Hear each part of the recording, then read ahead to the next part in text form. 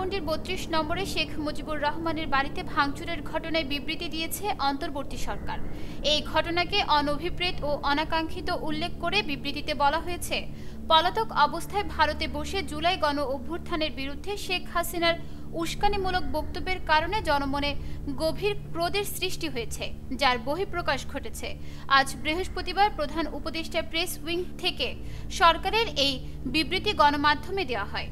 সরকার আশা করে ভারত যেন তার ভূখণ্ডকে বাংলাদেশে অস্থিতিশীলতা সৃষ্টি করে এমন কাজে ব্যবহৃত হতে না দেয় এবং শেখ হাসিনাকে বক্তব্য দেওয়ার সুযোগ না দেয়।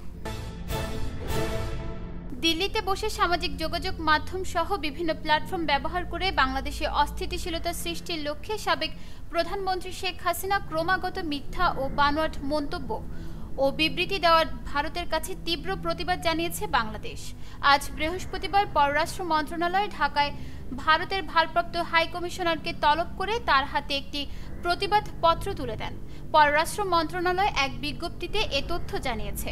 পররাষ্ট্র উপদেষ্টা মোহাম্মদ তৌহিদ হোসেন বলেন, শেখ হাসিনাকে প্রতিহত করার বিষয়ে ভারতকে আমরা লিখিতভাবে অনুরোধ করেছি যে তিনি যাতে এ ধরনের বক্তব্য বিবৃতি না দেয়। এটা বাংলাদেশের বিপক্ষে যাচ্ছে। অন্তর্বর্তীকালীন সরকারের উদ্দেশ্যে বিএনপির ভাইস চেয়ারম্যান শামসুজ্জামান দুদু বলেছেন, বর্তমান সরকারকে মানুষের ভাত ও ভোটের অধিকার দিতে হবে, মানুষের নিরাপত্তার দিকে নজর দিতে হবে। তিনি বলেন, মানুষের যে স্বস্তিহীন পরিস্থিতি সৃষ্টি হয়েছে সেই স্বস্তি ফিরিয়ে আনতে হবে।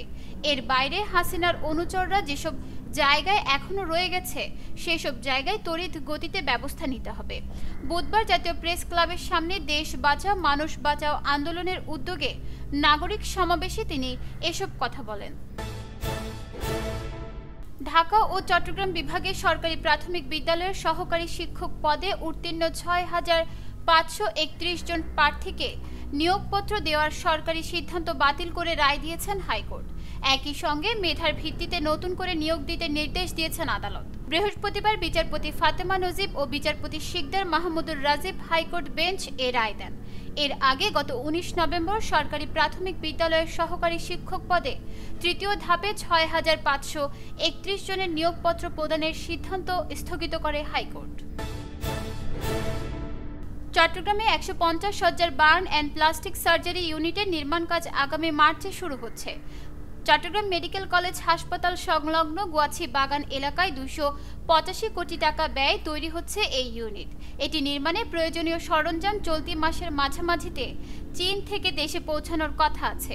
ইতিমধ্যে প্রকল্পের কর্মকর্তা কর্মচারীদের থাকার ঘর তৈরি করা হয়েছে। China aid project of burn unit of Chittagong medical college hospital in Bangladesh প্রকল্পের আওতায় এটি বাস্তবায়ন হচ্ছে।